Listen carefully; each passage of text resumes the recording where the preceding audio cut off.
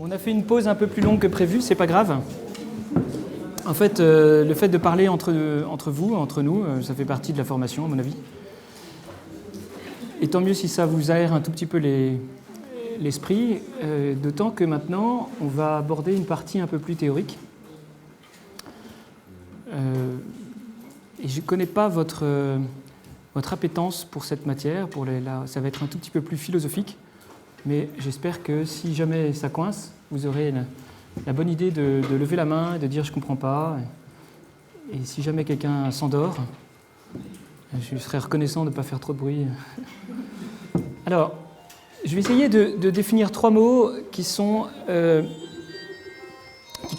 constituent une forme d'articulation pour justement sortir des logiques qui nous bloquent parfois et pour essayer de formuler, dans tout type de contexte, de formuler les enjeux d'un dilemme éthique. Ça va ? Alors pour ça, il faut revenir à des choses très simples, dire qu'est-ce que c'est que l'éthique, qu'est-ce que c'est que la morale, et essayer de poser un minimum de définitions pour voir comment s'articulent les termes d'un dilemme. Alors, je vous propose de suivre pour cela un philosophe qui s'appelle Ricoeur, qui a écrit Soi-même comme un autre, qui est un ouvrage difficile et complexe, mais dont on peut retenir, il y a quelques études au milieu qui sont pas inintéressantes pour décrire ce que c'est que l'éthique ou la morale, et notamment pour présenter le concept de sagesse pratique, qui est ce qu'on a essayé de faire ce matin, c'est-à-dire essayer de formuler une décision, une conviction en situation, et non pas de manière théorique ou dans l'absolu. Alors, je vais faire une distinction là qui est pas très commune. D'habitude, la définition de l'éthique et de la morale, en fait, c'est la même chose. On dit éthique, morale, c'est un peu pareil. Il y a un terme grec, d'origine grecque, et un terme d'origine latine. Et moi, je vais faire une distinction ici qui est de dire que, en fait, il y a 2 visages dans cette question éthico-morale. Le premier visage, c'est l'intention, et le deuxième, c'est les normes. Alors, l'intention, on peut la définir comme vouloir vivre bien ou vouloir une vie bonne avec et pour les autres dans des institutions justes. Je vais développer cette définition. Mais en gros, l'idée, c'est de dire, voilà, partons de l'a priori que quand on se pose des questions d'éthique ou quand on veut être éthique, comme on le dit communément, en réalité, on se donne une finalité, une visée, un objectif. Et on peut poser comme postulat de départ que cet objectif, c'est celui d'une vie bonne, que par ailleurs, je ne suis pas tout seul. Donc c'est avec, et on peut même dire pour les autres, si on part du principe que dans la vie, la relation avec les autres, ce n'est pas simplement de moi dont il s'agit, mais c'est aussi de comment je prends en compte les autres, comment ma vie a aussi un sens pour les autres. Et dans des institutions justes, et là c'est la dimension collective de la visée. Je vise quelque chose qui ne soit pas simplement bon pour moi, pas simplement dans des relations avec les autres qui soient bonnes, mais quand je dis des relations avec les autres, c'est-à-dire pas simplement dans une dynamique interpersonnelle entre, par exemple, comme vous et moi aujourd'hui, c'est-à-dire je peux vous voir et vous pouvez me voir, nous sommes dans des relations directes, mais aussi vis-à-vis de la société au sens large. Alors là, c'est l'autre, mais qui n'a pas de visage. Et pourtant, il y a des règles. Il y a des règles de vie en société, il y a des institutions, il y a une dimension politique de notre vie qui est une vie collective, même si je n'interagis pas directement avec les autres. Donc ça, c'est la visée. Donc trois niveaux dans la visée. Je veux une vie bonne, avec et pour les autres, dans des institutions justes. Et puis, la morale, alors ce serait plutôt, non pas ce que je vise, ou ce que je désire, mais plutôt ce que je dois faire. Ce qui a été établi comme des règles, des lois, des directives, des procédures, appelez ça comme vous voulez, tout ce qui formalise à un moment donné, et donc tout ce qui fige, d'une certaine manière, les manières de se comporter, les manières d'agir, les manières de prendre des décisions. Et ça, c'est aussi très important parce que ça régule la vie avec les autres. Il y a dans les normes morales quelque chose de l'ordre d'une borne. Si je me repose uniquement sur mon désir, alors je peux avoir le désir d'une vie bonne, mais quand j'ai dit ça, vous avez certainement intuitivement pensé, intérieurement, mais et si jamais ça part dans le mauvais sens?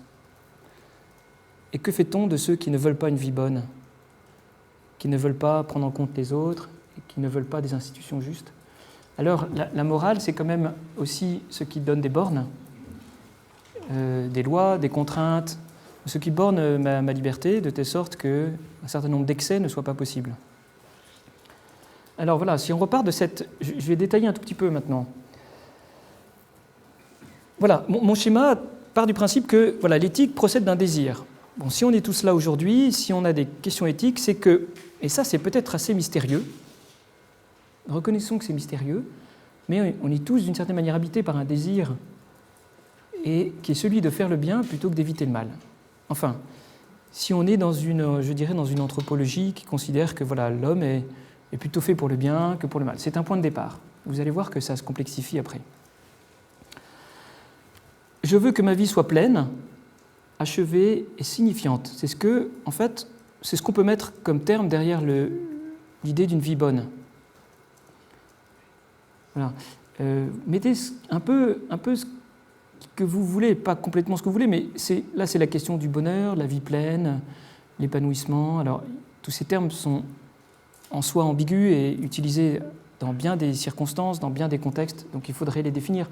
Mais cette idée ici, cette idée de la vie pleine, c'est eh bien, je vise à déployer mes forces, je vise à devenir qui je peux devenir avec mes qualités, mes dons, mes défauts, je vise à prendre des responsabilités, je vise à agir, voilà, toute cette espèce de déploiement de la vie dans l'ordre des capacités personnelles, que ma vie devienne pleine.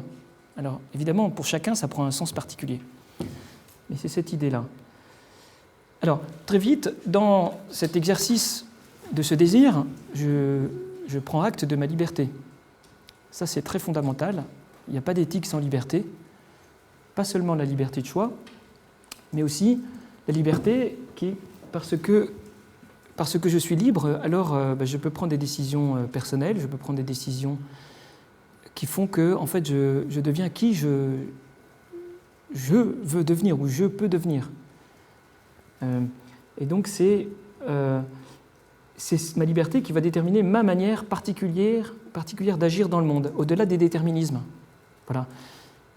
Une manière unique, une manière très personnelle. C'est très important à prendre en compte ça au moment où, après avoir analysé un certain nombre de circonstances, d'éléments concrets d'un dilemme, on décide d'aller dans un sens plutôt que dans l'autre. J'ai une conviction personnelle. Et le sens, je le définirais comme, en fait, cette liberté, en fait, c'est cette liberté même, en fait, qui donne du sens à mon agir. C'est-à-dire, pour être un tout petit peu plus précis, c'est à la fois le désir que j'évoquais d'une vie pleine, on pourrait dire le désir d'être heureux, alors dans un sens qu'il faudrait peut-être aller chercher du côté d'Aristote, la définition d'une vie bonne, le bonheur, enfin voilà, c'est une anthropologie qui repose sur l'idée que l'homme cherche le bonheur, que l'homme cherche une vie pleine. Et ça, quand c'est mêlé à ma liberté, à ma manière particulière et personnelle de prendre une décision et d'agir, alors ça donne du sens à ma vie. Voilà. Mais alors sur ce fondement, sur ce substrat qui est fait de désir de liberté et de recherche d'un sens ou d'un bonheur, alors je fais très vite l'expérience que je ne suis pas tout seul. Voilà. Il y a l'autre qui arrive très vite dans cette perspective. Et en fait, mon désir d'être heureux, il rencontre le désir des autres d'être heureux à leur tour. Et en réalité, ce n'est pas si simple. en fait, il ne suffit pas que moi je sois libre et que je puisse décider. Il faut qu'en réalité tout le monde soit aussi libre et puisse aussi prendre des décisions. Et ça, c'est la question en fait de la justice, de l'idée de justice. Alors, je simplifie beaucoup des termes qui sont chargés de sens par ailleurs, et vous trouverez probablement d'autres définitions de ces termes, mais là, j'essaye de les présenter dans une cohérence d'ensemble qui permet de décomposer la question éthico-morale. Ça va donc... je donne un sens particulier au mot, mais pour être dans une certaine cohérence. Donc il ne suffit pas que je sois libre, il faut que aussi l'autre soit libre, et il ne suffit pas que moi et l'autre soient libres, il faut qu'on trouve en fait une manière de vivre en commun.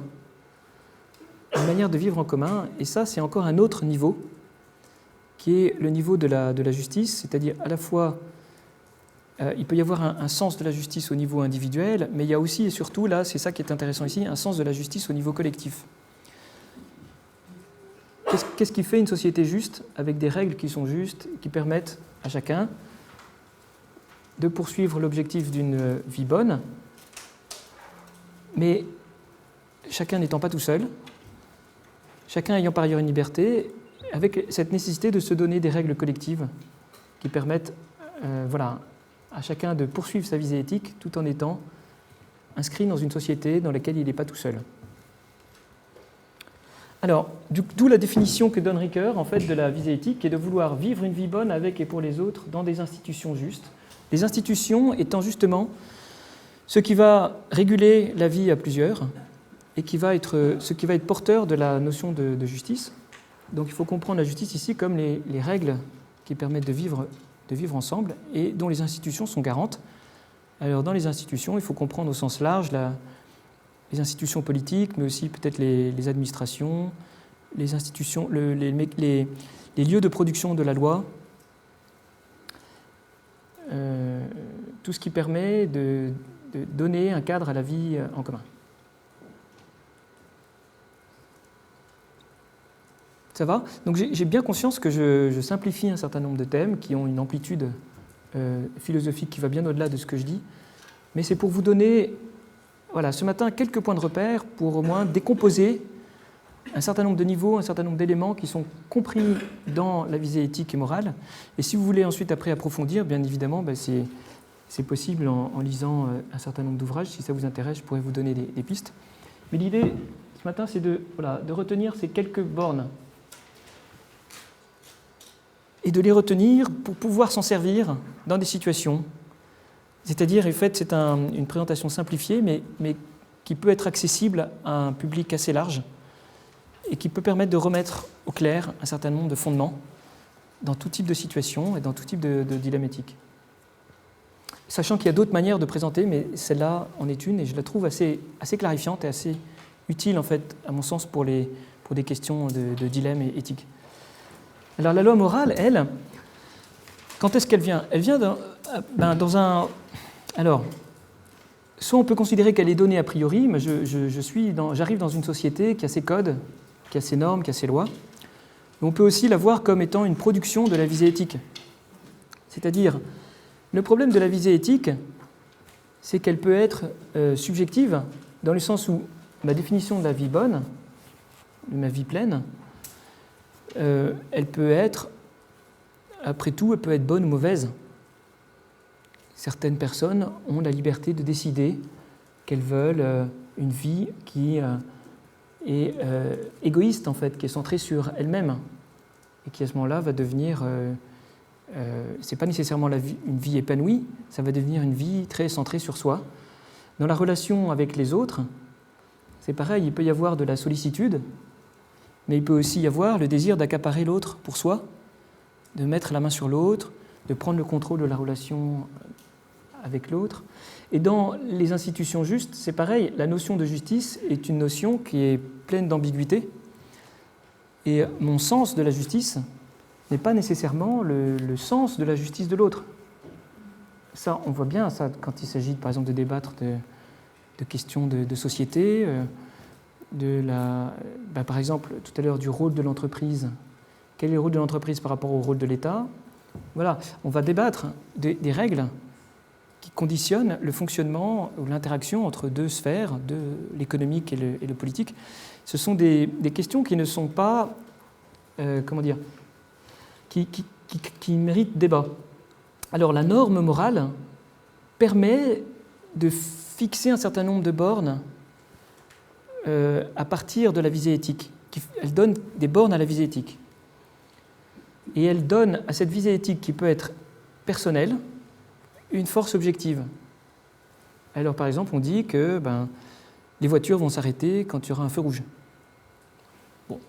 Mais quelqu'un d'autre dira, mais non, pas du tout, la voiture, elle doit s'insérer dans un rond-point de manière beaucoup plus fluide, etc. Et puis d'autres diront, mais vous savez, c'est beaucoup plus efficace quand vous mettez un dos d'âne. Et d'autres vont dire, le feu rouge, c'est contre-productif parce que dès que vous voyez une interdiction, vous réagissez en sens inverse, ça vous tend de plus en plus. C'est beaucoup plus efficace si vous responsabilisez le conducteur qui part d'un petit signal sur le côté, qui va freiner spontanément parce qu'il se sent responsabilisé. Donc il y a débat. Donc une règle, c'est à la fois ce qui met une borne. On est d'accord avec le fait qu'à un moment donné, il faut que la voiture s'arrête pour que les piétons puissent passer. Voilà, mais la question de comment on va définir des règles, ça peut faire débat. Donc la norme donne force d'obligation à des choses qu'on va définir comme étant toujours valables. C'est le cas des règles et des lois. Voilà. Mettez ce que vous voulez derrière, mettez procédure, processus, ça peut être aussi une charte éthique qui tout d'un coup va nommer des valeurs communes. On fige les choses, on dit à un moment donné, voilà, ça c'est notre cadre commun. C'est plus ou moins directif en termes de comportement. Voilà, la Déclaration des droits de l'homme est beaucoup moins directive qu'une procédure de service qui va essayer de régler de façon très opérationnelle et très minutieuse des gestes ou des pratiques. Mais il y a cette idée que la seule visée éthique personnelle de chacun, même si elle a déjà 3 étages, et donc elle est déjà assez construite avec le désir d'une vie pleine, avec et pour les autres, dans des institutions justes, tout ça, ça peut poser question, ça peut poser débat, et la norme vient fixer des limites. Voilà. La norme qui consiste à dire qu'il ne faut pas mentir, par exemple, qu'il ne faut pas tuer quelqu'un d'autre. Voilà, il y a des bornes comme ça qui sont des bornes très fortes et qui procèdent, par exemple, de choses très fondamentales qu'on retrouve dans un certain nombre de préceptes des religions, des choses comme ça, voilà, qui sont des choses qu'on peut considérer comme universelles, se retrouvent à un moment donné consignées, soit dans des textes très, très généraux, typiquement la Déclaration des droits de l'homme, ou alors des textes beaucoup plus précis qui vont régler le quotidien de façon plus opérationnelle. Ça va ? Alors, c'est là que ça se complique. Voilà. Pourquoi ? Parce que, en fait, l'application des normes implique des conflits de devoirs. Voilà. Intuitivement, vous avez probablement pensé, quand j'ai parlé de la norme, vous vous êtes dit, attention, la norme, c'est quand même un petit peu, parfois un peu dangereux. On peut appliquer des normes, on peut parfois être pris dans un conflit entre 2 normes.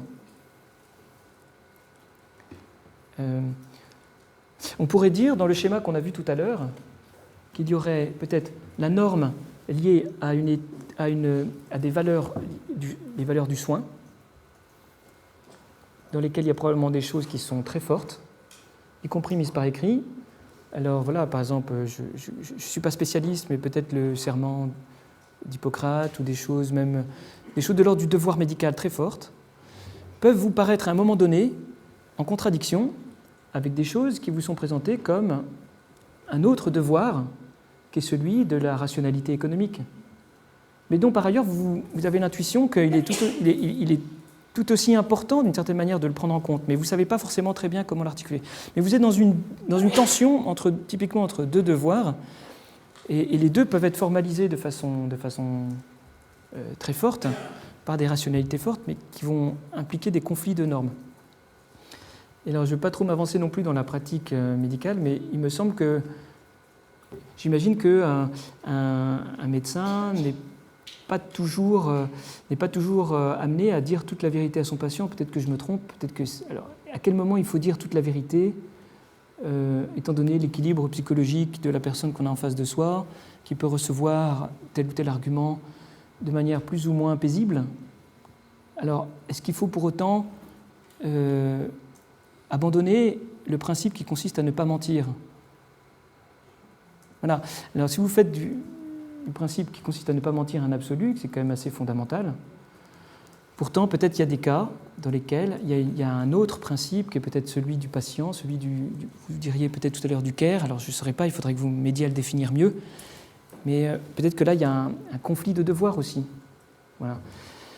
Donc, la norme, ce n'est pas si simple. Donc, figer les choses, ça donne des bornes, mais ça donne aussi une forme de rigidité. Et dans le cas de Rio Tinto Alcan, on est aussi dans ça. On voit en fait, à la fois, on pourrait dire que la dignité de la personne humaine, dont on pourrait retrouver des traces probablement dans les objectifs du millénaire dont je vous ai parlé, pris en compte par le Ghana, auquel l'entreprise adhère, qui font eux-mêmes référence aux droits de l'homme, à des questions de développement durable, etc. Donc, qui sont en fait des grands principes, qui sont implicitement présents dans le cas qu'on a étudié, les grands principes du développement, les grands principes du respect de la personne humaine, de la dignité, etc., mais entrent en conflit avec des normes définies par un système économique qui s'est donné certaines logiques, qui, si elles sont complètement autonomes, peuvent devenir aussi des normes qui finalement écrasent toute une partie de la réalité. Voilà. Donc ce n'est pas un problème d'avoir des conflits de normes, mais encore faut-il les repérer, les nommer et s'en sortir un petit peu de la manière dont on s'en est sorti tout à l'heure en disant on va essayer de réouvrir un certain nombre de choses qui semblent nous piéger. Alors voilà, ce que je vous propose aujourd'hui, c'est une petite méthodologie simplifiée, une espèce de boîte à outils pour essayer de décomposer les questions éthiques. Qu'est-ce qui est de l'ordre de la visée? Qu'est-ce qui est de l'ordre de la norme? Et qu'est-ce qui peut permettre, alors, quand il y a un conflit de normes, de revenir à la visée éthique? Pourquoi? Parce que la visée éthique, c'est quand même ce qui fait fondement de l'ordre de la recherche d'une vie bonne. Et quand on est dans des visées éthiques différentes les uns des autres, essayez de retrouver ce qui, dans la norme, fait quelque chose d'universel, pour essayer de se mettre d'accord au moins sur des choses universelles sur lesquelles on n'est pas prêt à négocier. Voilà, donc je reprends le schéma. Si je pars de mon désir, il est lui-même potentiellement entaché d'un certain nombre de perversions. La visée d'une vie bonne, je peux éventuellement, parce que je suis libre, décider de viser des choses qui sont mauvaises, ou qui sont mal même pour moi. Avec et pour les autres, je peux décider d'avoir de la sollicitude, de l'empathie, du respect, ou bien je vais essayer d'accaparer les autres pour moi, je vais essayer de prendre le contrôle de la situation, de mettre la main sur les autres. Dans des institutions justes, encore faut-il définir la justice, et ma notion de la justice peut être très différente de celle de quelqu'un d'autre. Donc dans cette visée éthique, qui permet déjà de décrire mon intention, et ça c'est très important, je me rends compte qu'en réalité j'ai besoin aussi de m'appuyer sur une norme qui va définir de façon plus universelle ce qui, dans ma visée éthique, peut faire l'objet d'un accord avec tout le monde. Premier point. Et deuxième point, la norme met aussi des bornes à ma liberté. Elle m'empêche de faire le mal d'une certaine manière, elle m'empêche de mettre la main sur l'autre de manière trop forte, et elle m'empêche d'avoir mon propre sens de la justice que j'impose aux autres. Il va falloir débattre en société et construire ce qu'on appelle une règle de justice, qui n'est pas simplement mon sens de la justice. Voilà. Et dans ma relation avec les autres, entre sollicitude et désir de mettre la main sur l'autre, eh bien, la notion de respect est très importante, qu'on peut simplifier par ne fais pas à autrui ce que tu ne veux pas qu'autrui te fasse. Voilà, ça c'est une notion de respect, par exemple, qui est une espèce de norme morale qui vient contrebalancer les flottements possibles dans ma relation à l'autre. Ça va? Je ne vous ai pas perdu? C'est bon signe. En restant optimiste. Voilà. Donc la visée éthique n'est pas suffisante, elle a besoin de la loi. Alors comment articuler les deux? C'est ça la grande question. On va essayer de voir ce que c'est que la sagesse pratique. Vivifier le jugement moral en ayant recours à l'intention éthique, prise en compte des circonstances particulières, la culture, l'histoire, le récit personnel. C'est un art laissé à l'expérience. Voilà, il y a une question d'articulation. Ça, c'est le maître mot de la question éthique et morale. Oui. Oui. Oui, pas la peine de tout noter. Je suis passé trop vite? C'est parce qu'il y avait une faute d'orthographe. Vous l'avez vu, hein? J'ai essayé de mettre la main sur vous. Donc vous m'avez ramené à quelque chose de plus... quelque chose de plus normatif. Voilà, ici un art, on pourrait dire une pratique. Voilà, donc il y a cette idée d'articulation. Mais le plus important, c'est... Enfin, le plus important. Souvent, on va tout de suite à l'articulation et on ne prend pas le temps de décomposer les différents éléments. Pour le cas Rio Tinto-Alcan, on aurait pu dire il y a une visée. Alors, qu'est-ce que c'est que la visée d'une vie bonne pour Rio Tinto-Alcan? Bon, c'est l'extraction de la bauxite. D'accord, ça c'est l'objet de l'entreprise. À quoi sert la bauxite? À plein de choses industrielles, d'accord. Donc on voit, il y a l'objectif fondamental de l'entreprise, c'est ça. Vous ne pouvez pas dire la visée d'une vie bonne, c'est maximiser le profit, ça sonne pas juste. Vous voyez ce que je veux dire? Donc c'est tout bête. C'est tout bête. Mais si un certain nombre de mots, un certain nombre de termes en philosophie doivent servir à quelque chose, c'est aider à définir de façon un peu plus fondamentale les choses et pas se laisser embarquer dans des schémas réducteurs. Alors ce schéma de Ricoeur, il a l'intérêt de permettre de colorer la question éthique de façon assez large avant de se concentrer sur ce qui fait problème, ce qui fait tension. La visée d'une vie bonne, c'est l'extraction de la bauxite. Avec et pour les autres, eh bien, oui, il y a des salariés, il y a des gens qui travaillent, il y a des communautés qui bénéficient de l'entreprise, il y a une forte sollicitude de l'entreprise vis-à-vis des communautés. Dans des institutions justes, il y a la dimension politique des objectifs du développement prise en compte par le Ghana. Et donc, il y a la possibilité, dans ce que vise l'entreprise, il y a la possibilité de s'inscrire dans un certain sens national de ce que c'est que le développement, par exemple. Donc il y a une dimension de justice Et puis ensuite, on voit bien que la question éthique, c'est est-ce que mon objectif, la visée d'une vie bonne, c'est extraction de la bauxite, ou est-ce que c'est extraction de la bauxite plus le profit? Est-ce que le profit, c'est pas une manière, finalement, peut-être d'accaparer des ressources naturelles au profit de qui? Des actionnaires, de ceux qui ont des salaires les plus élevés, etc. Donc on peut tout décomposer. C'est pareil dans la relation avec les autres, la notion de sollicitude, donc avec et pour les autres, eh bien, elle est en question là dans les types de projets qu'on finance, l'hôpital, etc. Qu'est-ce que ça crée comme type de relation? Vous voyez, donc avec ce type de schéma, on arrive à décomposer un peu les sujets et à voir que dans chacun des trois piliers, il y a des perversions possibles, il y a des bornes qu'on peut mettre de l'ordre de la loi, et puis il y a un universel qu'on peut essayer de retrouver dans ce que c'est que la vie bonne, dans le rapport avec les autres, c'est le respect, et dans la notion des institutions justes, c'est la notion de justice, de règles de justice partagées par tous. Voilà. Bon, c'est un petit peu théorique, je vais vous montrer un schéma maintenant un peu plus concret. Alors, vous arrivez à lire ou pas? Alors, le schéma ne passe pas bien parce que je suis passé sur Mac. C'est pas grave. Bon, je vais vous faire le schéma au tableau. C'est pas si compliqué que ça. Ici, vous avez l'éthique. Et là, vous avez la morale. C'est en fait une synthèse de ce qu'on vient de voir. Ici, vous avez quelque chose de l'ordre du désir. Et ici, vous avez quelque chose de l'ordre de l'obligation. L'obligation. Voilà. Le désir, c'est vie bonne. Oups, j'écris très mal. Hop. La vie bonne. Avec et pour les autres. Dans des institutions. Dans des institutions justes.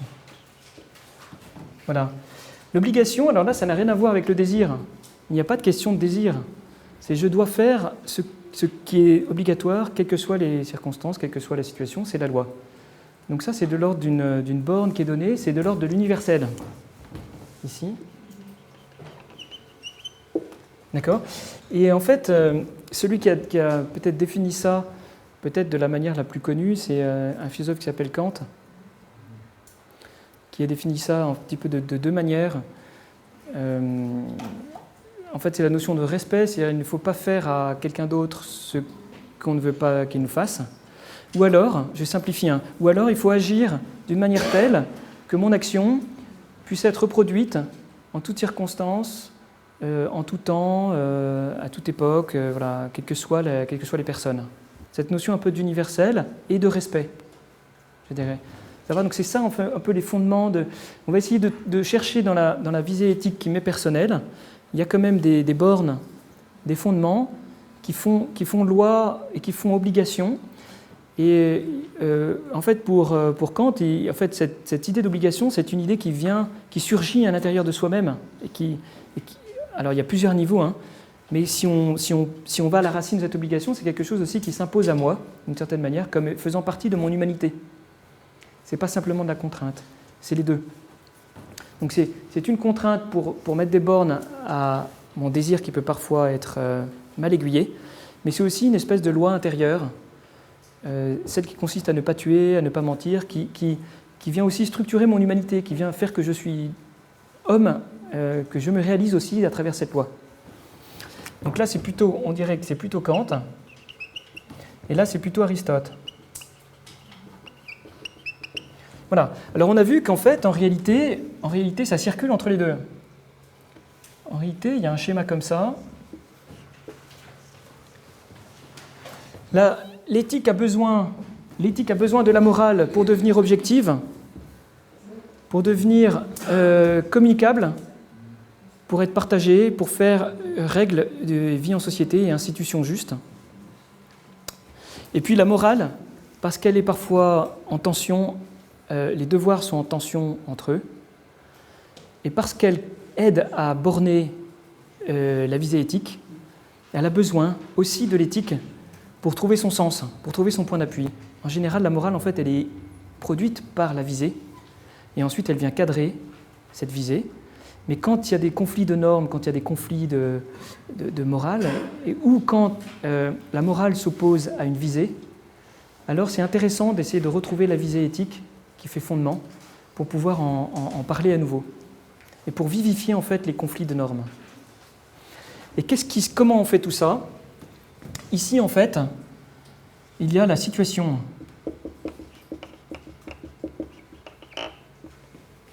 D'accord ?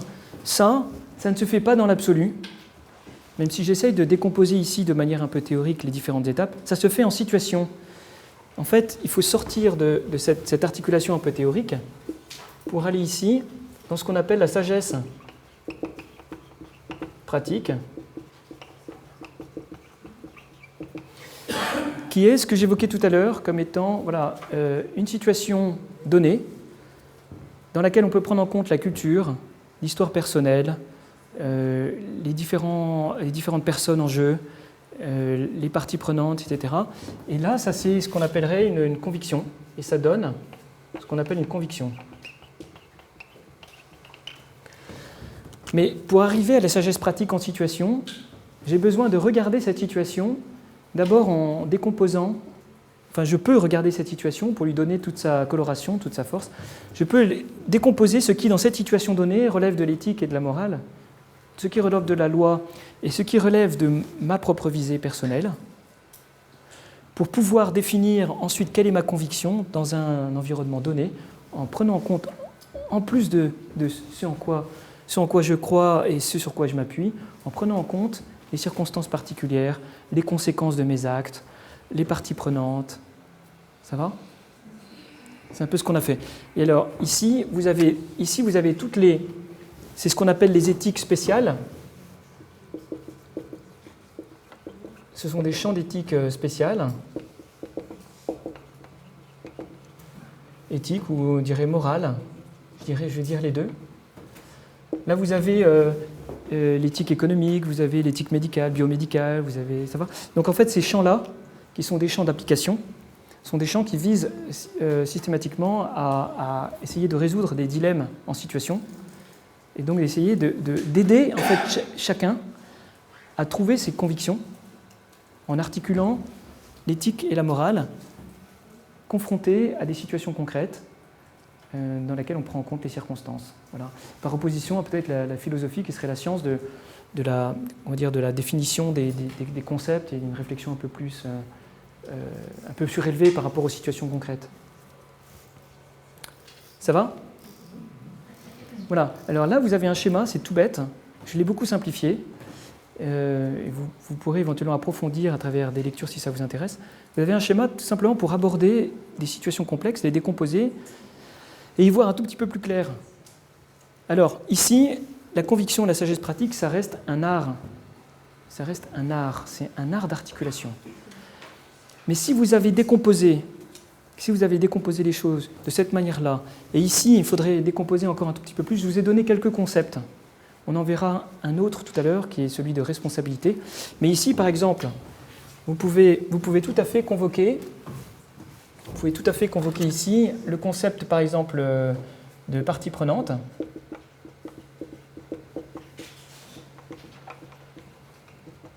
Hop, partie d'impact. Par exemple, vous prenez le concept de partie prenante d'impact. Vous prenez ici la question de l'histoire personnelle, la question de la culture. Voilà, ça c'est des questions qui viennent ici. Partie prenante et impact, vous regardez, mais quelles sont toutes les personnes qui sont concernées de près ou de loin par la question qu'il faut qu'on prenne. Mais toutes les personnes. Hein. Individuelles, collectives. Là, Rio Tinto Alcan, c'est considérable le nombre de personnes qui sont impactées par des petites décisions qu'on semble prendre comme ça dans un comité de direction. Les impacts, c'est-à-dire les conséquences de mes actes. Voilà, ça, ce sont des manières de regarder les situations concrètes. Alors, en disant ça, je balaye un champ qui est assez considérable, en fait. Hein, je simplifie énormément. Il y a d'autres manières, probablement, de regarder les situations concrètes, mais voilà, ce schéma, en fait,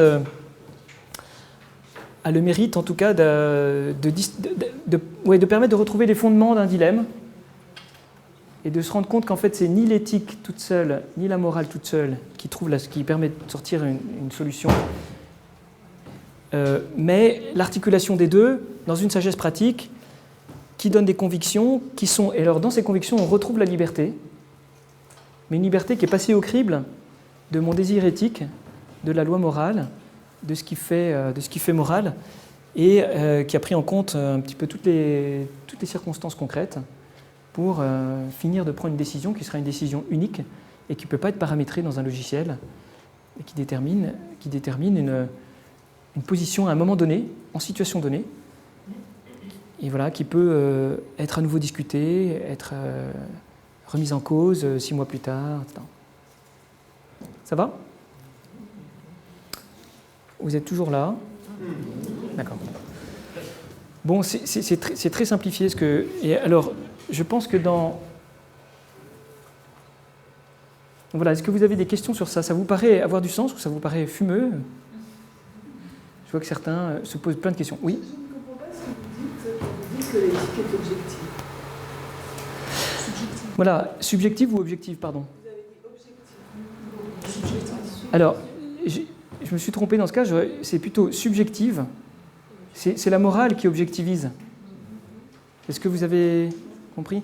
Alors, l'éthique, alors, ça dépend des mots. Vous allez trouver certains discours qui consistent à dire que l'éthique et la morale, c'est la même chose. Donc moi, la distinction que je fais, c'est de dire que l'éthique est de l'ordre d'une visée. De ce point de vue-là, elle peut être subjective, alors que la morale, a la particularité d'objectiver la visée.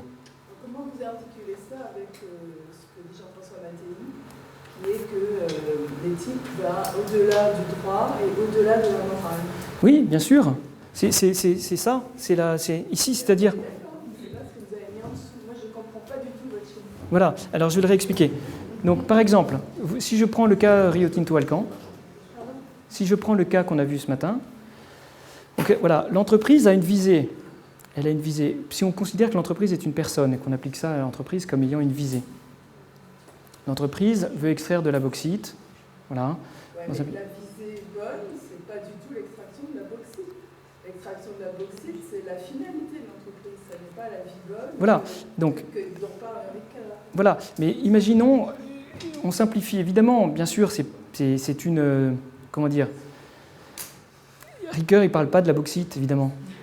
Mais vous voyez ce que je veux dire? Il parle d'une vie déployée, d'une vie accomplie, d'une vie voilà.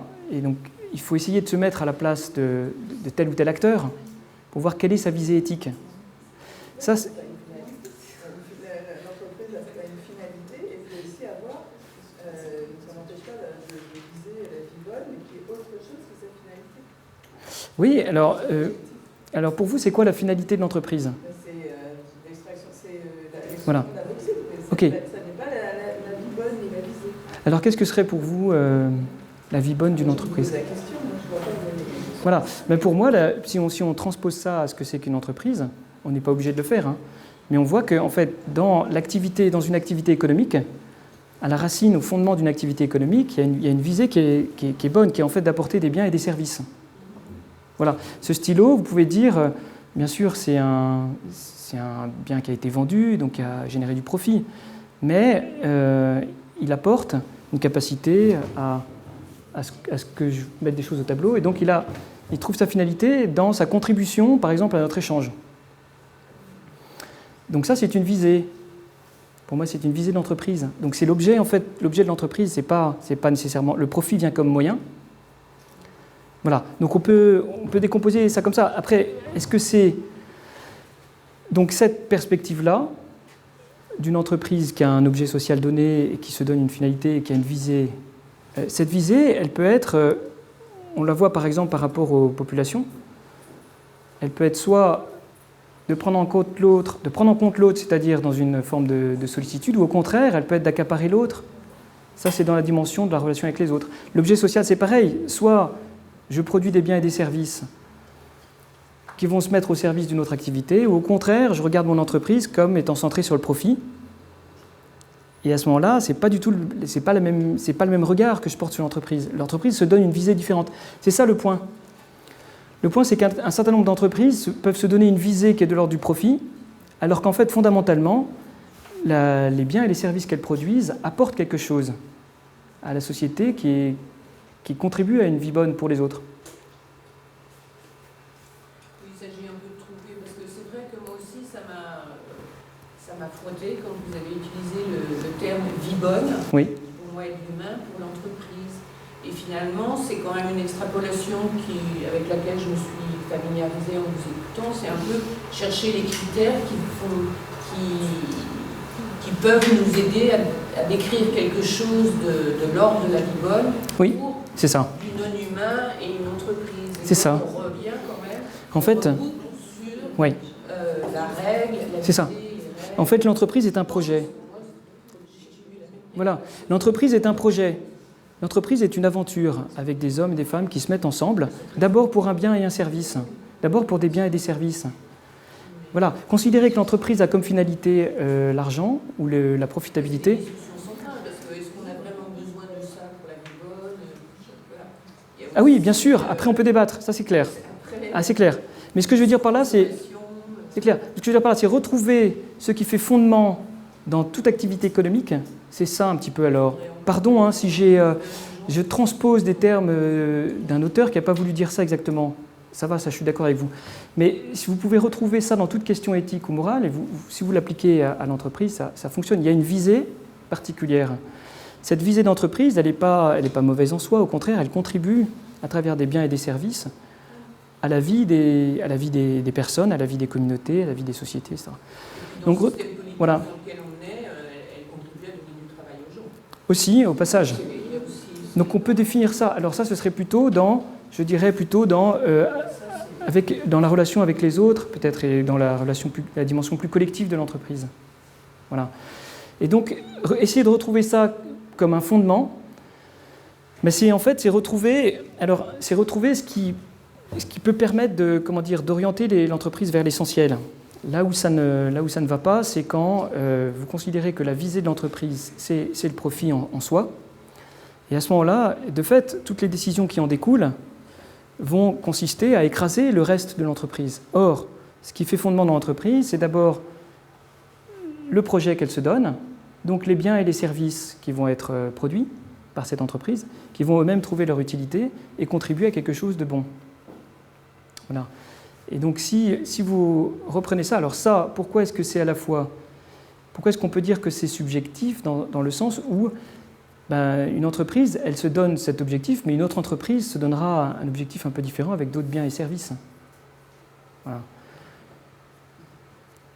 Et on peut en même temps parler de cette subjectivité, on peut la formaliser, on peut dire, voilà, votre premier motif, votre premier but, ce sont vos biens et vos services, c'est ce qui fait fondement. Voilà. Et après, on peut dire peut-être que cette activité, l'activité de bauxite par exemple, elle peut être tout à fait aussi encadrée par la loi. Donc, dans votre activité, vous allez avoir des bornes, une convention collective qui règle les salaires, les objectifs du développement d'un pays qui fait que quand vous avez une activité dans un pays donné, vous devez contribuer, participer à un projet politique, peut-être créer des emplois, vous payer des taxes, etc. Alors là, vous rentrez dans la dimension plus institutionnelle de l'activité, mais en fait, une entreprise paye des taxes comme un citoyen paye des taxes, c'est-à-dire... voilà. Est-ce qu'il y a d'autres questions sur ce schéma? Oui? On peut le résumer en disant l'éthique, c'est ce que je souhaite, ce que je veux, la morale, ce que je dois, et d'avoir un compromis, comme vous dites, passer de je veux sur le crible de la morale, des Oui. lois, de la déontologie, de tout ce qui est normatif en fait. Oui. Et d'essayer de trouver un compromis entre ce que je souhaite, ce que je veux et ce que je dois. Oui, c'est pas faux de le dire comme ça, c'est simplifié, mais c'est un peu ça, oui. De compromis, Sachant... on associe les intérêts. C'est plus mon intérêt propre, mais comment je peux faire le bien commun, comment je peux concilier différents types d'intérêts. Oui, sachant que l'important c'est de retrouver, quand vous dites ce que je veux, c'est d'essayer aussi de retrouver dans ce que je veux ce qui est de l'ordre d'une vie bonne et ce qui est de l'ordre de je veux, mais en fait je veux mettre les autres à mon profit. Donc dans la notion de je veux, on peut déjà essayer d'opérer une première analyse que la loi va borner. C'est ça en fait, il y a plusieurs étapes. Dans la manière dont j'exprime ma propre visée, j'ai envie de dire presque si tout va bien, je vais vouloir une vie bonne avec et pour les autres, avec de la sollicitude et puis dans des institutions justes. Et à ce moment-là, ma définition de la justice peut correspondre avec la définition de la justice d'un pays, d'une communauté, d'une société. Mais ça peut aussi être différent. Je peux avoir à chaque étape un désir qui ne part pas dans ce sens-là. Et donc je peux passer en revue ce désir. Par exemple, typiquement, l'entreprise, elle peut avoir comme visée des biens et des services, mais elle peut aussi avoir comme visée uniquement le profit, alors qu'en fait, le profit est un moyen. Voilà, ça va. Donc il peut y avoir à chaque étape, ça peut être un peu tordu. Et donc la loi peut permettre de retrouver un peu d'universel en disant... en fait, il y a la loi, c'est-à-dire dans le sens de qu'est-ce qui, dans mon désir, est universel et peut être partagé avec d'autres, peut être objectivé comme un universel. Et en même temps, la loi va me donner des bornes a priori que je ne choisis pas, qui s'imposent à moi et qui vont me contraindre.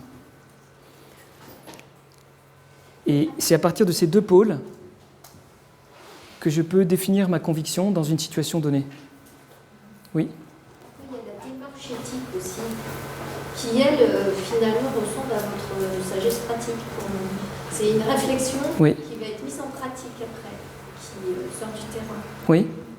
C'est la démarche éthique, je pense. Alors, je sais, qu'est-ce que c'est en fait pour vous la démarche éthique? Est-ce que vous pourriez la définir? La démarche éthique, elle relève de votre sagesse pratique, à savoir qu'effectivement, on va réfléchir à partir d'un cas concret de terrain qui a d'ailleurs bouleversé les valeurs de chacun. Oui. Donc on va partir de ce sentiment de malaise, et on va effectivement voir d'un côté quelles sont les lois, par quoi on les régit sur ce cas-là, et ensuite comment on peut dépasser, y réfléchir et avoir de la sagesse pratique justement, avec tous les... Oui, d'accord. Non mais voilà, ce que je propose là, c'est pas non plus... C'est une forme de décomposition. Et la démarche éthique. Ok, ben ça rejoint alors. Voilà. Simplement, voilà, c'est des points d'appui, simplement pour décomposer à un moment donné une complexité. Essayer de retrouver, voilà, comme vous disiez, ce qui est de l'ordre de mon désir, qui est assez fondamental en fait. Mais déjà, si je retrouve ces fondements, ça clarifie déjà pas mal de choses. Et puis, quelles sont les contraintes données par les normes? Est-ce que ces contraintes données par les normes, elles entrent en conflit entre elles ou pas? Est-ce que ces contraintes données par les normes, je les comprends bien, c'est-à-dire ma visée éthique et les normes, ça se rejoint ou pas? Voilà. Et s'il y a une tension entre les deux, eh bien, ça peut m'aider, enfin, cette tension-là peut m'aider à vivifier la norme. Peut-être que la norme n'est pas tout à fait juste et c'est ma visée qui peut être intéressante pour essayer de redonner du sens à la norme. Ou au contraire, peut-être que ma visée, elle est un peu trop orientée vers moi ou elle est un peu trop subjective et j'ai besoin de la norme de toute façon pour travailler avec d'autres, pour se comprendre. Et c'est dans l'interaction avec les autres que je vais me rendre compte qu'en fait, dans ma visée, il y a des choses qui sont universelles, qui peuvent devenir des normes, quitte à recomposer les normes, etc. Voilà. C'est cette articulation-là entre les deux. Bon, c'est un peu théorique, mais voilà, ça peut aider à décomposer les questions. Et alors ?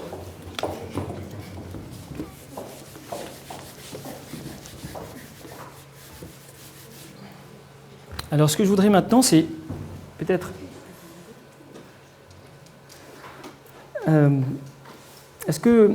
Qu'est-ce qui vous intéresse maintenant? Est-ce que vous voulez... je peux vous présenter un tout petit peu plus des concepts qu'on utilise dans l'éthique d'entreprise, notamment le concept de responsabilité, dont on a parlé tout à l'heure, pour donner un tout petit peu plus de chair à ce schéma. Alors, je vous ai mis... Là, il y avait des concepts d'impact, de parties prenantes, etc. Tout ça pour éclairer des situations particulières. Alors, il y a un concept qu'on utilise beaucoup, que notre programme de recherche utilise beaucoup, c'est le concept de responsabilité qui a été défini. Selon en fait une cartographie, je vais essayer de vous la reproduire. Alors, 1. Responsabilité économique et financière.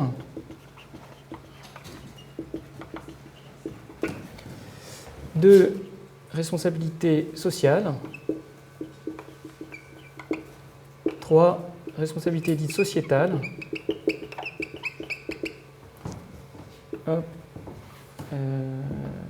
4. Responsabilité dite politique. Et puis 5 et 6. Responsabilité extraordinaire.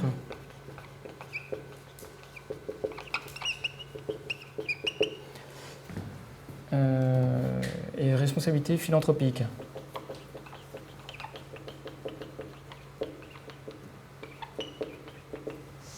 Voilà. Ça fait un cercle.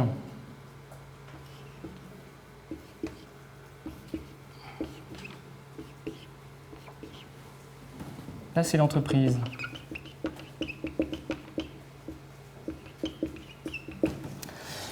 Voilà. Pour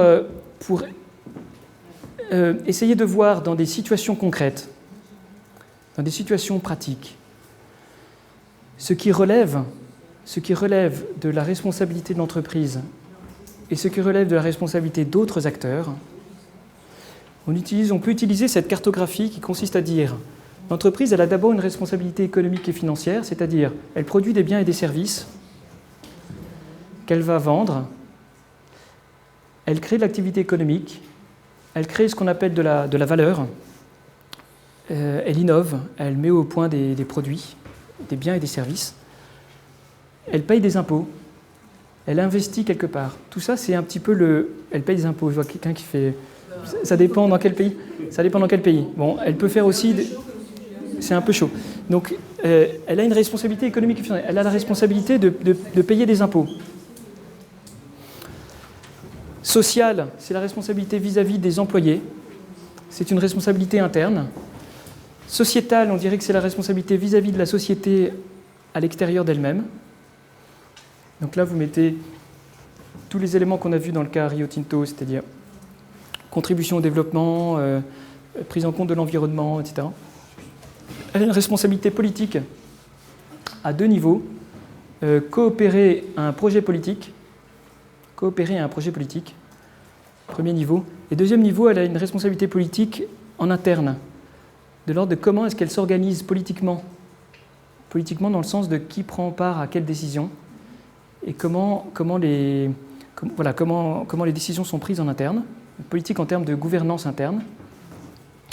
Elle a une responsabilité extraordinaire, voilà, en cas de catastrophe naturelle, en cas de situation exceptionnelle. Par exemple, un laboratoire pharmaceutique peut être amené à mettre à disposition des médicaments gratuitement en cas de catastrophe naturelle, des choses comme ça. Voilà. Et puis elle a une responsabilité dite philanthropique, qui est, voilà, j'ai gagné beaucoup d'argent. Par exemple, je crée une fondation, et avec cette fondation, je vais financer des projets qui n'ont rien à voir avec mon activité, mais c'est aussi une manière pour l'entreprise d'agir sur son environnement et de contribuer à des activités dans la société.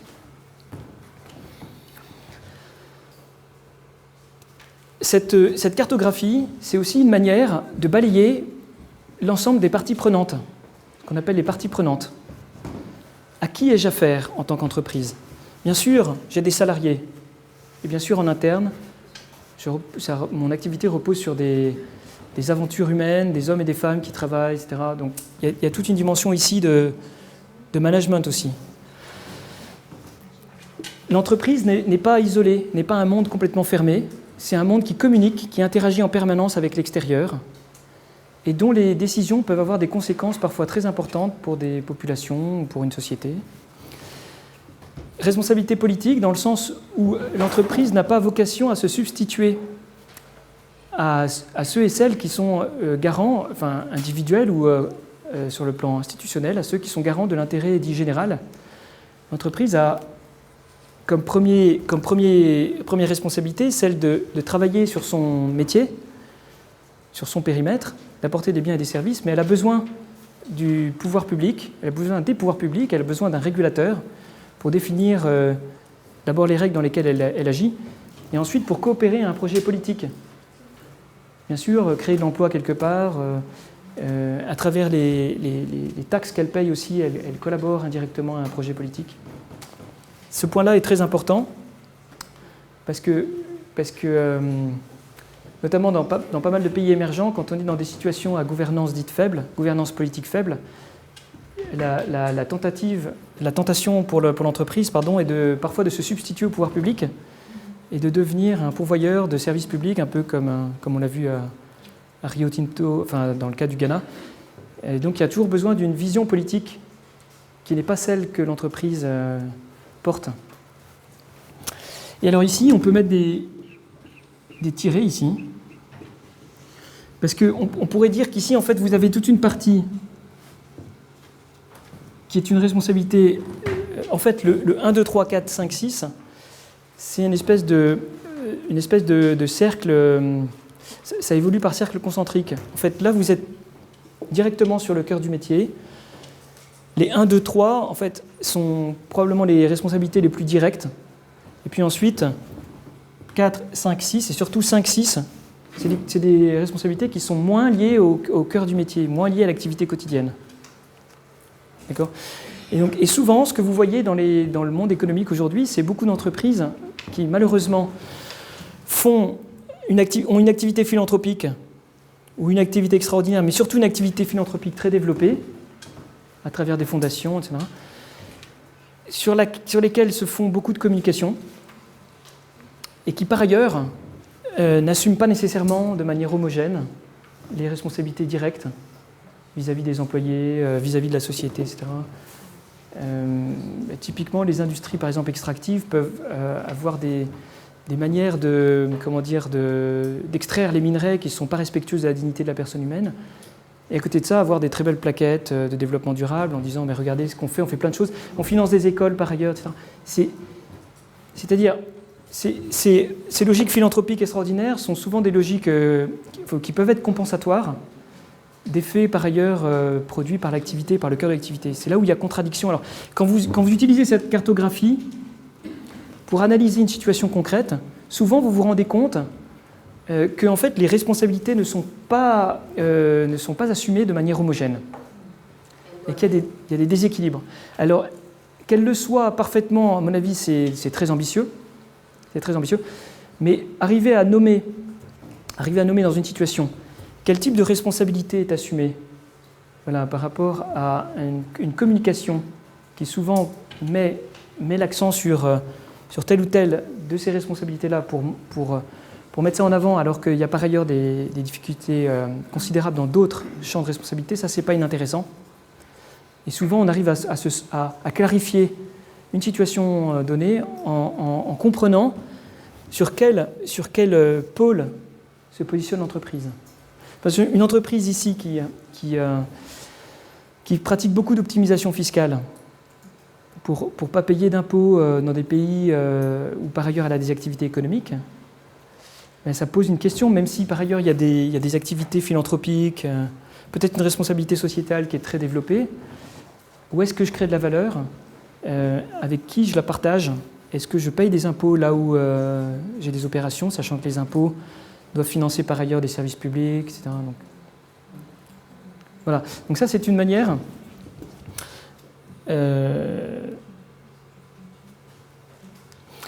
Cette cartographie, c'est une autre manière d'aborder la question, la question de la sagesse pratique, j'ai envie de dire, la question des situations. C'est une manière d'éclairer des situations données en disant comment est-ce que l'entreprise se rapporte à un certain nombre de parties prenantes et apporte une réponse en tant qu'entreprise à des questions qui se posent, à des enjeux qui se posent pour ces parties prenantes, sachant que l'objectif pour l'entreprise, c'est d'arriver à être le plus homogène possible, en tout cas avoir le moins de tension possible à l'intérieur de son activité. Voilà, donc ça, c'est aussi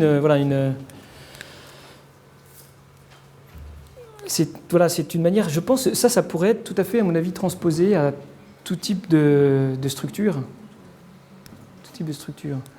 Voilà. Alors ça peut vous paraître, je vous présente ce schéma simplifié, le schéma précédent était aussi un schéma simplifié, mais je pense que dans le quotidien, quand on est pris par des questions opérationnelles où ça va parfois très vite, c'est ce genre de petit schéma ou de petite grille permet d'assez rapidement, en tout cas, redéployer des questions qui semblent être orientées dans un sens plutôt que dans l'autre, pour se dire, mais en fait, est-ce que j'ai vraiment fait le tour de toutes les questions, de tous les thèmes, de tous les enjeux, de toutes les parties prenantes, en l'occurrence ici? Est-ce que j'ai défini quelles sont mes priorités?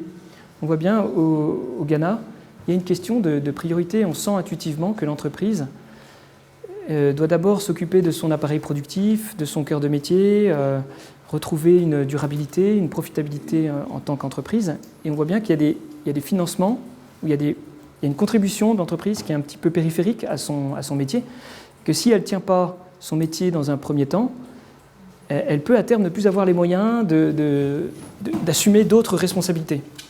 Donc c'est à la fois une cartographie qui permet de voir quelles sont les incohérences ou quelle serait la mise en cohérence possible, et en même temps une cartographie qui priorise un tout petit peu les responsabilités et qui permet de s'orienter vers ce qui est a priori la visée première de l'entreprise. C'est là où moi je trouve que c'est très intéressant de revenir à la visée. Alors peut-être que les mots que j'utilise sont légèrement impropres pour ce qui est de l'entreprise, mais retrouver la visée de l'entreprise, c'est retrouver aussi sa responsabilité économique, sa responsabilité première, les biens et les services. Est-ce que déjà avec mes biens et mes services, je contribue à quelque chose de bon, ou est-ce que là, il y a déjà une question? Et dans la manière dont je me regarde, est-ce qu'il n'y a pas déjà une question sur comment je conçois ma propre entreprise? Un projet, quelque chose qui apporte des biens et des services, ou au contraire une espèce de machine à cash qui va, par cette vision-là, écraser tout le reste de l'activité. Voilà.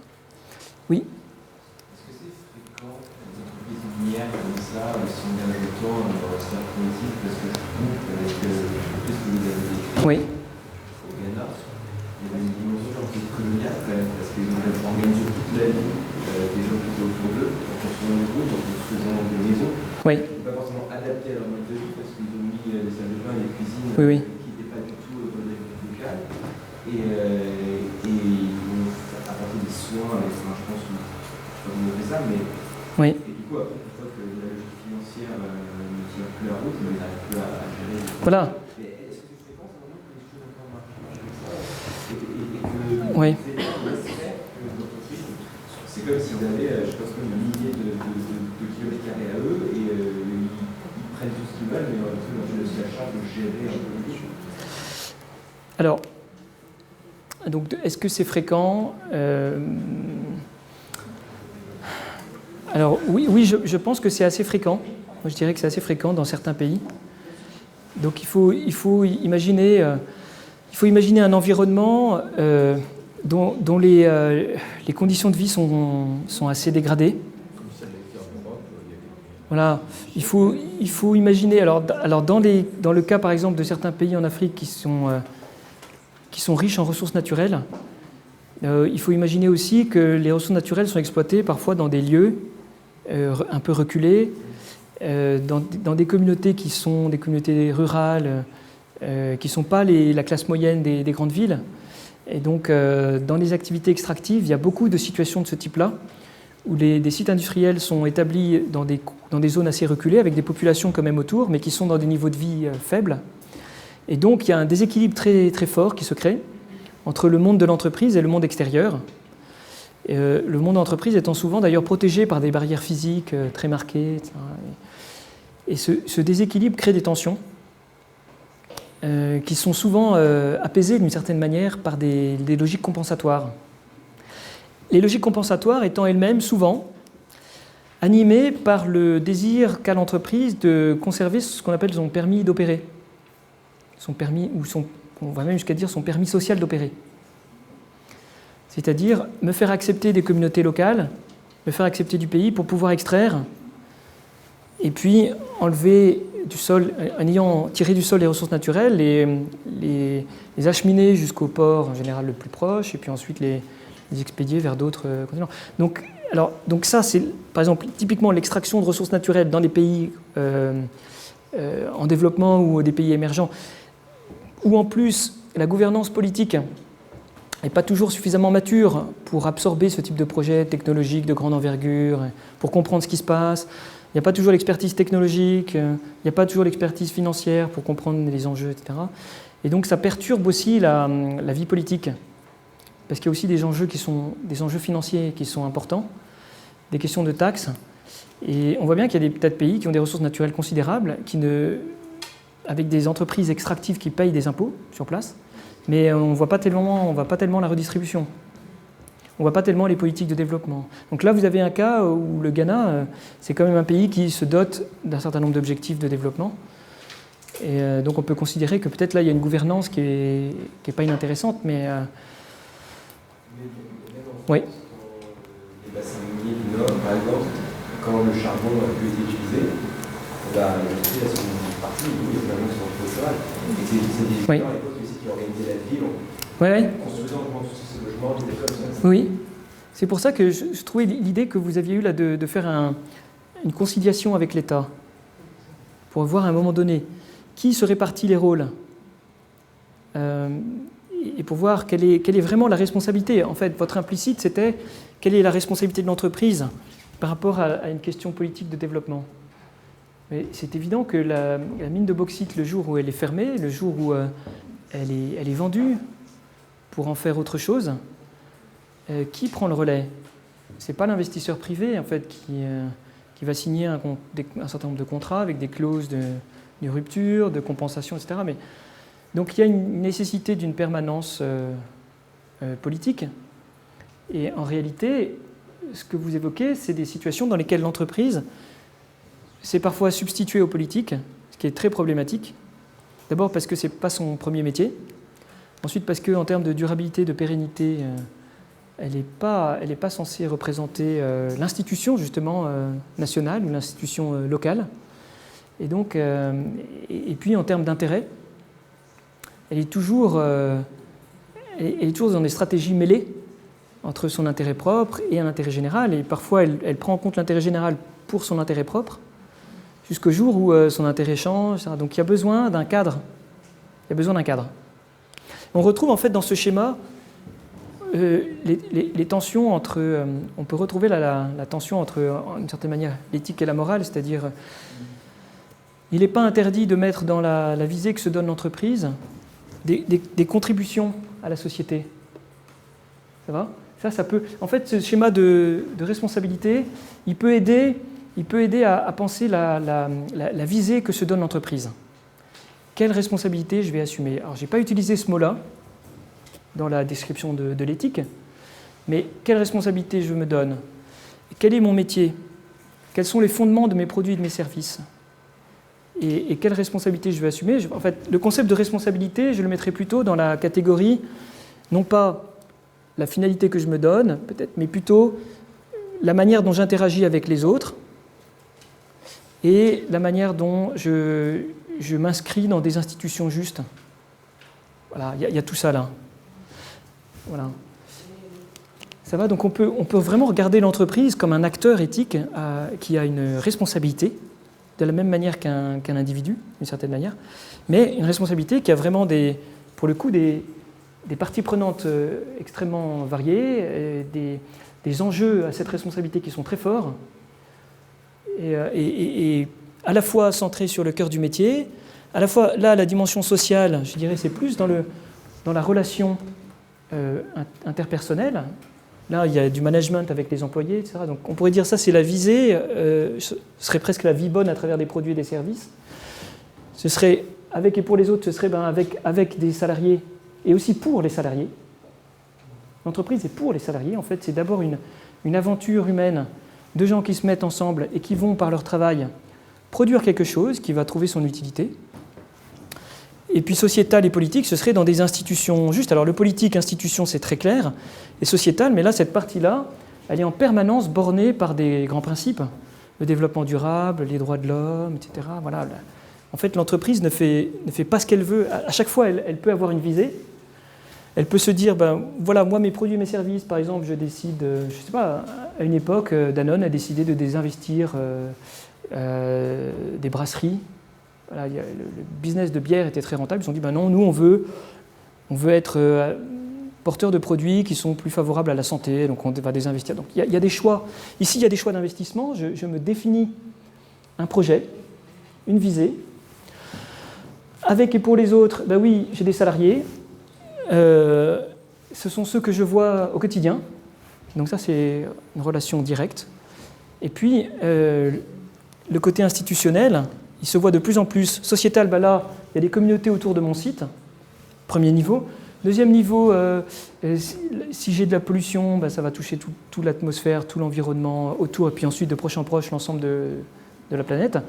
Mais il y a aussi des échelons locaux, régionaux, nationaux, internationaux, de responsabilité sociétale. Et puis, le politique, ça, c'est vraiment, pour le coup, quelle est ma collaboration plus précise avec des institutions, avec des projets de loi, avec des stratégies de développement, etc., dans lesquelles je dois m'insérer. Je dois m'insérer parce que l'entreprise, en fait, elle est dans la société, elle contribue à la société. Et si elle considère que la société est à son service, alors elle inverse des logiques bonnes, en fait, d'une certaine manière, pour les mettre à son profit. Et c'est là où on n'arrive plus à penser, on n'arrive plus à réfléchir quand on est bloqué dans des logiques dans lesquelles on considère que, par exemple, l'entreprise met la société à son service, ou que la société est au service de l'entreprise, on est dans les logiques bloquées, en fait. On n'arrive plus à réouvrir les questions. Voilà. Oui. On gère ce genre de cas. Est-ce qu'il commence à s'intéresser à tout ça? Est-ce qu'il y a des lois qui commencent à... L'ONU. L'égalité parfois des entreprises. Oui. Acquérir tous les droits dans le territoire ou... Oui. Alors, Oui, alors il y a donc la notion de responsabilité est elle-même à la charnière entre la visée éthique et la norme. C'est-à-dire, elle est en train de passer dans les normes de plus en plus. Alors, telle qu'elle est définie comme ça, en fait, ça c'est le résultat d'un travail de thèse qui a été fait il y a quelques années et qui est devenu un cadre d'analyse qu'on utilise, nous, notre programme de recherche, pour décrire des situations du type de celle de Rio Tinto ou d'autres, dans les pays émergents notamment. Donc c'est une définition plus, on pourrait dire, plutôt philosophique comme point de départ. Mais la notion de responsabilité est en train de passer de plus en plus dans le droit dur, dans la loi française, à travers notamment le devoir de vigilance, des concepts de ce type-là. Il y a aussi le concept de responsabilité étendue. Par exemple, en Indonésie, dans les années 2000, il y a eu ce concept a été mis dans les lois, dans une loi qui demandait aux producteurs de produits de biens de grande consommation d'être responsables des déchets de plastique. Responsabilité étendue des entreprises. Voilà. Et alors, les normes internationales se saisissent aussi de ce concept. Très clairement dans les principes de l'OCDE pour les entreprises multinationales. L'ONU a défini des principes sous un ensemble de grands principes dans une initiative qui s'appelle Global Compact, je ne sais pas si vous avez entendu parler, pour les entreprises aussi. Donc l'ONU, oui, l'OCDE, la loi française, les lois nationales, de plus en plus, en fait, la question de la responsabilité des entreprises. Alors, bien sûr, il y a le concept de RSE, responsabilité sociale des entreprises, qui est encore un petit peu plus ancien, mais qui, pour moi, est très marqué par des stratégies de communication, donc a été un tout petit peu détourné. Mais ce n'est pas grave. On voit que ce terme de responsabilité, il devient de plus en plus normatif, dans le sens où il est de plus en plus employé. La définition commence à se préciser. Ce n'est pas la même en Inde, en France. En Inde, la RSE, la responsabilité sociale des entreprises, les entreprises doivent dépenser X% de leurs profits en projets de RSE. Et ce n'est pas tellement défini ce que c'est que les projets de RSE. Ce n'est pas du tout la même chose que la définition, par exemple, dans le devoir de vigilance, la loi de devoir de vigilance qui dit que les entreprises doivent être responsables, notamment, par exemple, des violations des droits de l'homme, non seulement dans leur périmètre, mais aussi chez les fournisseurs. Donc il y a des enjeux très très importants dans la définition du périmètre, jusqu'où va la responsabilité de l'entreprise et comment est-ce qu'elle peut influencer des fournisseurs dans la chaîne de production, etc. Voilà, et on retrouve donc ce terme de responsabilité, il est typique je dirais d'une question éthico-morale qui peut soit se définir comme ça de façon très large, ce qui peut permettre de faire des analyses de situation, soit être transposé dans des lois avec des choses beaucoup plus contraignantes, beaucoup plus normatives. Voilà. Et ensuite, quand vous vous retrouvez Rio Tinto, Elcan au Ghana à prendre une décision, vous allez articuler tout ça. À la fois peut-être une visée d'entreprise. Qu'est-ce que je vise avec mes biens et mes services? Quelle est mon interaction avec mes employés? Comment je m'insère dans des institutions au pluriel? Et en même temps, dans tout ça, qu'est-ce qui est normatif? À chaque étage, j'ai des choses normatives. Là, je dois payer des taxes. Là, ça peut être très régulé. Il y a du droit social. Sur les questions environnementales, les questions de développement durable, etc. Et des normes internationales peuvent être parfois très contraignantes, même si je n'ai pas forcément de contraintes locales. Il y a aussi là les normes ISO, des choses comme ça, de développement durable et autres. Voilà. Et puis, quelle est la vision politique du développement? Est-ce qu'elle est claire? Est-ce qu'elle n'est pas claire? Sur quoi elle s'appuie? Qu'est-ce qui fait la pérennité de l'activité économique dans ce pays, dans ce territoire, dans cette localité? Si demain je pars, par quoi ça va être repris, etc. Et puis évidemment, là, dans des cas particuliers, je peux évidemment contribuer. Une fois que j'ai passé en revue tout ça, je peux évidemment contribuer à des projets en plus de tout ça, qui ne seront pas inintéressants, mais typiquement un hôpital, par exemple. C'est déconnecté de mon cœur de métier, Mais je peux, alors pour le coup, je peux réétudier là quelle est la visée de ce projet philanthropique, par quoi il est encadré, etc. On peut dire que le philanthropique fait partie du sociétal aussi. Oui, exactement. Ça, c'est pour simplement. Alors, la nuance, c'est que là, le sociétal, j'aurais dû le préciser, le sociétal, c'est lié au métier de l'entreprise. Donc, il y a souvent des impacts, des conséquences. Ça, c'est souvent compensatoire, malheureusement. Ce serait bien que ce soit anticipé. Et ça, c'est vraiment, par exemple, typiquement une pollution, typiquement un licenciement qui va faire que les gens vont quitter l'entreprise, mais j'ai quand même une forme de responsabilité. Et là, il y a des échelons géographiques, souvent à partir d'un site.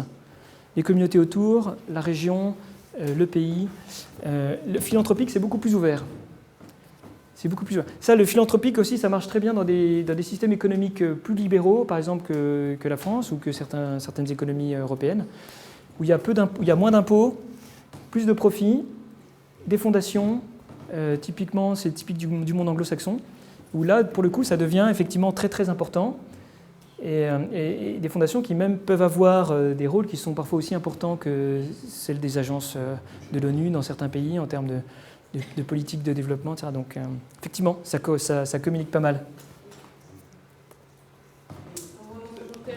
Oui. De mettre ça dans une perspective historique de l'histoire des entreprises et des exemples de l'exploitation des mines par les pays, par des pays puissants. Dans des pays qui n'avaient pas besoin de produits d'extraction à l'époque. Et quand on reprend l'histoire, ces concepts-là et ces prises en compte de valeurs communes à tous, et pas seulement aux pays puissants, c'est une histoire de violence et de lutte. Ça commence avec Cotosi. Si on prend par exemple les mines en Amérique du Sud ou en Afrique, c'est une histoire extrêmement violente d'exploitation. Oui. Il y a des cas de... Oui, bien sûr. Aussi produit en réaction de lutte sur le terrain pour compenser les abus. Et bien, ces responsabilités, on peut dire que les entreprises se les posent de façon un peu tardive. Et en fait, en réaction à maintenant ce monde transparent où ils ne peuvent plus agir. Oui, il y a... je veux dire qu'il y a quelque chose, bon c'est bien, mais il y a quelque chose de défensif et d'obligé. Oui, et puis surtout qui peut paraître finalement pas si honnête que ça. Enfin, ça fait comme des étendards, comme des choses oui. Et en réalité, alors, oui. Des corruptions, tout ça, ça passe où? Parce que ça repose vraiment sur une question de bonne volonté et il n'y a pas tant d'entreprises qui fassent du profit qui soient de bonne volonté. C'est utilisé, oui. Il vaut mieux que ça existe oui. plutôt qu'il y ait zéro. Alors, donc, effectivement, alors il y a deux niveaux.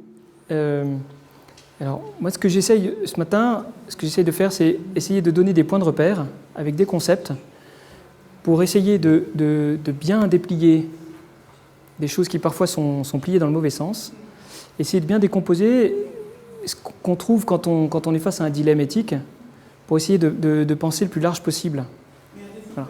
Alors après... La question éthique ne se pose même pas, parce que oui. dans les pays en voie de développement, il y a des choses qui se passent. Voilà. Les entreprises imposent aux populations locales qui empêchent même de réfléchir à la question éthique.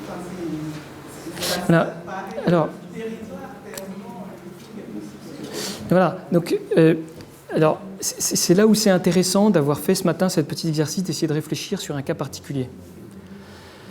Parce que, alors, si vous cherchez de la littérature sur l'histoire des entreprises multinationales dans des pays comme en Afrique notamment, liés en particulier au colonialisme, etc., alors là, il y a de la littérature, c'est compliqué effectivement, et je suis d'accord avec vous sur le fait que on perçoit aujourd'hui qu'avec une transparence qui s'accroît, qu'il y a un certain nombre de situations, notamment dans le cadre de l'exploitation des ressources naturelles, qui sont des situations d'injustice, d'une certaine manière, vis-à-vis des populations et même vis-à-vis des droits de l'homme, etc. Donc tout n'est pas simple, je suis tout à fait d'accord avec vous. Je n'ai pas l'ambition ici de tracer un grand panorama de cette évolution-là. Je suis d'accord avec vous, il faudrait regarder plus précisément, et si vous voulez qu'on discute de tel ou tel cas, moi ça m'intéresse beaucoup. Je voulais simplement dire ce matin, pour rester dans le... Alors, je ne veux pas minimiser votre point, hein, ce n'est pas le sujet, mais c'est tellement complexe, et c'est aussi très sensible. Il y a des questions effectivement de gouvernance publique, de corruption, de rapport de force, ça va. Donc ce schéma-là n'a pas vocation à... Ce schéma-là, il a simplement vocation à rappeler ce qu'est à la fois, enfin, les deux schémas que je vous ai proposés, essayez de retrouver ce qui fait fondement dans des questions éthiques, essayez à travers ce schéma-là de balayer l'ensemble des parties prenantes, l'ensemble des impacts, l'ensemble des conséquences, essayez de voir où l'entreprise se positionne, voilà. Et à partir de là, avoir des outils clarifiants pour discuter, pour débattre de telle ou telle décision à prendre en situation donnée. Voilà. Après, si vous voulez qu'on balayer de façon plus large l'état des lieux en termes de, où est-ce qu'on en est aujourd'hui du respect de ces outils-là et comment ils sont utilisés, c'est vraiment un autre sujet et je préfère pas trop l'aborder maintenant parce que c'est vraiment très complexe. Et j'entends vos impressions, hein. Quand on lit la presse, etc., on voit qu'il y a souvent des scandales qui sortent, etc., à grande échelle. Donc l'économie donne l'impression parfois d'être un peu irresponsable, d'une certaine manière. Ça va. Mais voilà, ça mériterait d'être un peu approfondi. Oui. Vous avez abordé le concept de sagesse pratique. Oui. Vous pouvez nous donner des références bibliographiques pour approfondir ? Oui, tout à fait. Oui. Si ça vous intéresse ? Oui. Ouais. Voilà. En gros, c'est dans un ouvrage de Ricoeur qui s'appelle Soi-même comme un autre. C'est les études 6, 7 et 8, je crois, de mémoire. Je vous donnerai ça. Si vous voulez, en fait, je vous enverrai par mail. C'est dans le PowerPoint que je devais vous montrer. Oui, c'est ça. Je vous enverrai par mail un PowerPoint, et puis avec la référence de l'article sur Rio Tinto, et puis deux, trois pistes de lecture, si ça vous intéresse. Et puis, si vous voulez creuser tel ou tel point, moi, ça m'intéresse toujours aussi d'interagir avec vous après, par mail, voilà, pour échanger, si ça vous intéresse d'approfondir tel ou tel thème. Ou, voilà, moi, je me nourris toujours de vos cas, de vos situations, de vos questions, donc ça m'intéresse toujours beaucoup. Oui. Oui. Non, il n'y a pas de mauvaise question. Hein. En fait, je voudrais savoir la part de cela prend dans ce qu'on appelle le lean management. Pardon, le lean management. Oui. Parce que ça fait partie de ce concept ou alors est-ce qu'il y a quelque chose de l'ordre d'une interrogation éthique est intégrée dans le lean management? Ah oui, alors là, je pense qu'on peut, si vous voulez, on peut en parler après. Là, en 2 minutes, je pense que ça me paraît un peu compliqué. Il faudrait voir ce que c'est que le lean management, plus précisément, sur quel point vous voulez qu'on insiste. Oui. Ah oui, mon mail. D'accord. Ouais, d'accord.